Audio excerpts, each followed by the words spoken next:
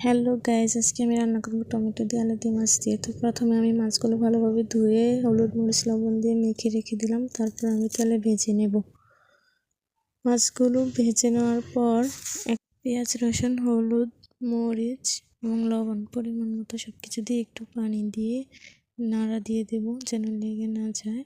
তারপর আমি কেটে ধুয়ে রাখা টমেটো এবং আলু দিয়ে দেব। তো ভালো করে কষাতে হবে। ততক্ষণে দেখি এসে আমার মাছগুলো প্রায় হয়ে আসছে। ততক্ষণে আমি আবার কষাবো। যত ভালো করে কষাবেন তত ভালো হবে, তরকারিটা খেতে অনেক ভালো লাগবে। তরকারির মূল জিনিস হচ্ছে কষানোটা।